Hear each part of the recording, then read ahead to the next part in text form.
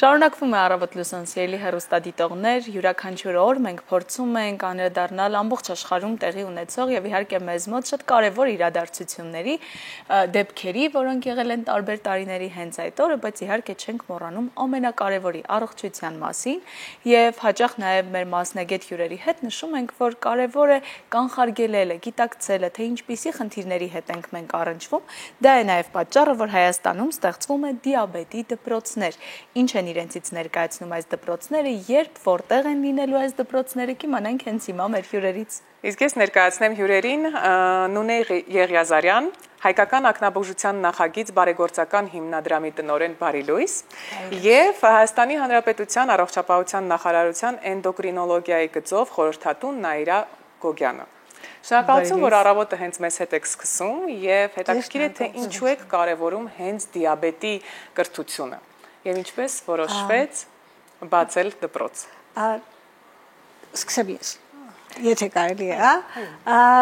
դիաբետի դպրոցները որպես այդպեսին ամբողջ աշխարհում գոյություն ունեն եւ շատ կարեւոր են։ Հայաստանում եւս իրենք ժամանակ առ ժամանակ եղել են,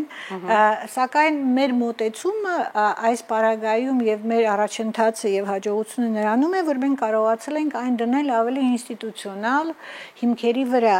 այսինքն սկզբում ստեղծվել է ռազմավարությունը, ռազմավարության մեջ ընդգրկվել է դպրոցների հիմնադրման եւ վարման կարեւորությունը, որից հետո ստեղծվել է դասընթացը, այս գիրքը, որը մենք բերել ենք եւ հաջողով կտանք ձեզ, եւ այն հաստատվել է առողջապահության նախարարության կողմից եւ արդեն դրանից հետո ստեղծվում են դպրոցները։ Այսինքն ինստիտուցիոնալիզացիան նրանում է, որ դասընթացավարները վերապատրաստվում են եւ իրենք արդեն կարող են աշխատել դիաբետ ունեցող մարդկանց հետ եւ կարեւորը այն է, որ իրենք բոլորը պացիենտակենտրոն մոտեցմամբ են վարում այդ դպրոցները եւ տեղեկատվությունը նույնն է, լինի դպրոցը Գյումրիում, Լոռիում, Երևանում, թե այլտեղ, քանի որ ես համոզված եմ Տիկին Գոգյանը հիմա կշարունակի, դիաբետ ունեցողների գիտելիքները չափազանց կարևոր են, որովհետև շաքարային դիաբետի առանձնահատկությունը նրանում է, որ դիաբետ ունեցողը այդ խնդրով ապրում է ամբողջ կյանքում եւ կառավարում է այդ հարցը։ Ենթադրվում է ռազմավարությամբ, որ Հայաստանի բոլոր մարզերում կլինեն տիպ 2 դիաբետի դպրոցներ, մենք արդեն իսկ տիպ 1-ի տիպ 1-ը արդեն կա։ Տիպ 1-ը կա, շատ հաջող աշխատում է, ինքը մեծամասամբ իհարկե երեխաների եւ իրենց ծնողների համար է, իսկ տիպ 2-ը, որը շատ ավելի տարածված է, ինքը որպես այդպեսին դպրոցների համակարգված մոտեցում չի եղել։ Եվ հիմա մենք հաջողով ասում ենք, որ հասել ենք այդ հաջողության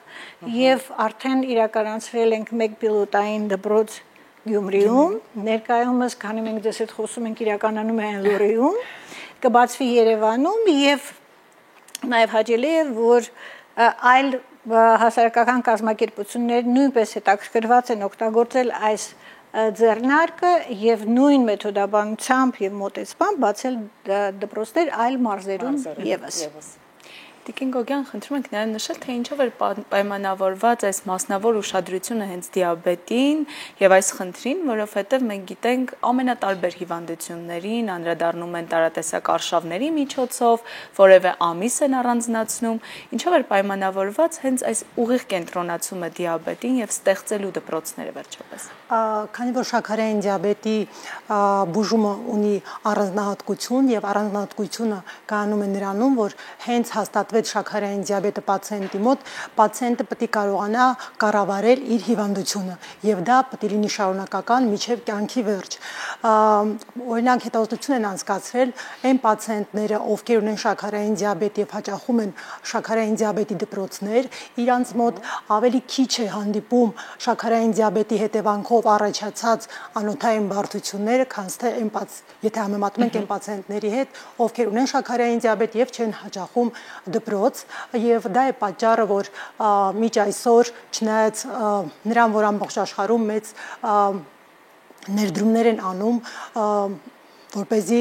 բուժումը բարելավեն, բայց շատ քիչ տոկոսներ, շատ քիչ է Առաջընթացը բավական համեստ է։ Համեստ է։ Դա խոսում է նրա մասին, որ պացիենտի դերը բուժման մեջ շատ մեծ է։ Ինքը պետք է վերցնի իր վրա մեծ պատասխանատվություն, պետք է գրագետ վարի շաքարային դիաբետի բուժումը եւ ինչի՞ չէ որոշ դեպքերում պետք է ինքնուրույն փոխի բուժման սխեման, բայց դա պետք է այդ գիտելիքները պացիենտը պետք է ստանա ոչ թե հարևանից, այսինքն շատ կարևոր է ինֆորմացիայի աղբյուրը ոչ թե հարևանից, չգիտեմ, ընկերոջից, ով չունի բժշկական կրթություն, այլ հենց դիաբետի դպրոցում, որտեղ կսովորացնեն ոնց ապրել նման հիվանդությունով եւ գիտելիքների շնորհիվ մենք կհասնենք թիրախային գլյուկոզայի մակարդակի, որը իր հերթին մինիմիզացնում է խնդիրները, շաքարային դիաբետով պայմանավորված անոթային խնդիրները։ Նաև հետաքրքիր է դպրոցի դասավանդման գործընթացը, հա, այնտեղ քննարկումներ են լինելու, գործնական վարժություններ են տեղի ունենալու։ Սնունդ, առողջ սնունդ, գործնական պարապմունքներ, ինտերակտիվ, հետաքրքիր է կան նաև կրթական նյութեր, որոնց միջոցով իրենք կարողանում են հասկանալ օրինակ ինչն է ճիշտ, ինչն է սխալ, որն են միֆերը, ինչպես պետք է իրենք աշխատեն։ Ինձ համար շատ հետաքրքիր է, օրինակ, երբ որ մենք Գյումրիում էինք, մեր նախնական նախատրամադրվածությունը եւ բժիշկների եւ կազմակերպիչների, որ մարդիկ շատ էնտուզիազմով չեն գա, որովհետեւ շատ խնդիրներ ունեն, իրենք կարող են հիվանդությունները շատ են, հոգսերը շատ են եւ ի զարմանս մեզ եւ ի ուրախություն մեզ մեր բոլոր 10 մասնակիցները մասնակցեցին բոլոր 4 սորիա պարապմունքներին, գիտելիքներ ստացան, ազնվորեն ասեցին, որ իրենք շատ բաներ անում էին ոչ այնպես ինչպես որ պետք է եւ խոստացան, որ կշարունակեն առողջ ապրելակերպ, ճիշտ սնունդ եւ ֆիզիկական ակտիվություն։ Հենց դա է ամենակարևորը երևի թե։ Եվ բացի դրանից մենք իրենց համար հնարավորություն ունեցանք որոշակի հետազոտություններ ապահովել, դա ակնահատակի նկարումն է, արհեստական բանականությամբ, որը հայկական ակնաբուժության նախագիծը դիաբետի համաշխարհային հիմնադրամի հետ արդեն երկար ժամանակ իրականացնում է եւ Հայաստանը իրապես շատ հայտնի է այդ մեծ հաջողություններով ոտնաթաթի սկրինինգ ստուգում, որը նույնպես նոր է Հայաստանում եւ գլիկոլիզացված հեմոգլոբինի տեստը, որը մենք արեցինք եւ խոստանում ենք այլ դպրոցներում նույնպես իրականացնել։ Իսկ դասավանդվող մասնագետները, այս հարցնել եմ տալիս Մանե եւ կարող ես դուք նաեւ հարցերը հղես։ Մասնագետները բժիշկներ, սննդաբաններ, հոգեբաններ, ճիշտ եմ հասկանում։ Դասավանդողները մեծամասամբ ներզատաբաններ են եւ երբեմն նաեւ ընտանեկան բժիշկներ, բայց դասընթացի այս հիմնական ձեռնարկի վրա աշխատել են շատ մասնագետներ, ովքեր որ իրենց գիտելիքների մասը մցրել են իրապես ինչու եմ նշում դասագրքի եւ կամ ձեռնարկի կարեւորությունը, որովհետեւ այն հանրամատչելի է, այն հետաքրքիր ձևով է կազմակերպված, միջազգային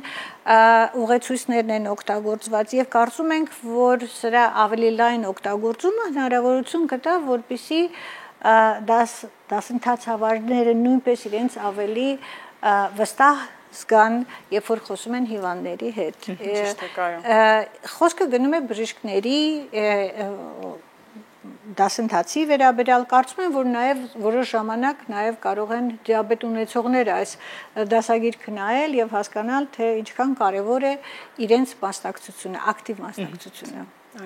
Նաև քանի որ խոսեցինք դասընթացը վարողներից, դասընթացին մասնակցողները, ովքեր կարող են մասնակցել այս դպրոցի դասընթացներին եւ հաշվի առնելով, որ շաքարային դիաբետը ուղեկցում է ամբողջ կյանքի ընթացքում, կարող են նաև մասնակցել դասընթացին այն մարդիկ, որոնց հոգացության ներքո են գտնվում, մասնավորապես տարեցները։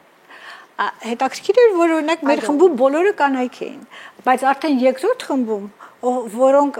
պիտի շուտով սկսեն իրենց աշխատանքները, այնտեղ նաև տղամարդիկ կան։ Եվ երբ որ մենք խումբը հավաքում էինք, խնդրում էինք, որ ընտանիքի անդամները ներկա լինեն, իրենք բոլորը ենթադրաբար պետք է դիաբետ ունենան, ճիշտ է, Տիկին Գոգյան։ Այո, բայց եթե այս կամ այն պատճառով պացիենտը ի վիճակի չի մասնակցի դպրոցում, ապա կարող է խնամողը գա մասնակցի կամ բարեկամը, ով խնամում է պացիենտն, արդեն պացիենտն է որոշում եւ ասեմ, որ խումբը կարող լինի անհատական կամ պարապմունք կարող լինի անհատական կամ խմբային, եթե մենք ասում ենք խմբային պարապմունք, ապա պետք է մասնակցեն 8-ից 10 պացիենտ, ոչ ավել, մոտ տևումը դասընթացը տևումը ժամուկեսից 3 ժամ,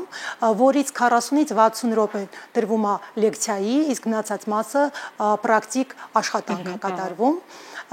Եվ ասեմ, որ ամբողջ աշխարհում հաշվարկը ոնց են անում, քանի դպրոց պետք է գործի, ամբողջ աշխարհում 1700-3000 պացիենտի, ամբուլատոր պացիենտի համար պետք է գործի 1 դպրոց։ Մենք դեռ շատ հեռու ենք։ Այո, դեռ շատ հեռու ենք, բայց կարևորը արդեն ամեն ինչ պատրաստ է, որպեսզի դա լայնացնենք եւ հետագայում շատացնենք եւ հասնենք մեր նպատակին։ Նպատակը մեկն է, որ պացիենտների վիճակը բարելավենք, կյանքի որակը լավացնենք, իսկ դա առանց պացիենտի օգնությամբ չի ստացվի։ Մենք միշտ պացիենտին ասում ենք, որ շաքարային դիաբետը դա այն հիվանդությունն է, երբ որ մեկ ձեռքով չենք կարծափահարենք, մյուս ձեռքը դուք եք։ Դե կարևորը մեկնարկը տրվել է եւ դեռ արժևում ունենք 2 դպրոց, որ պետք է բացվի։ Այո, հույս ունեմ ավելի շատ,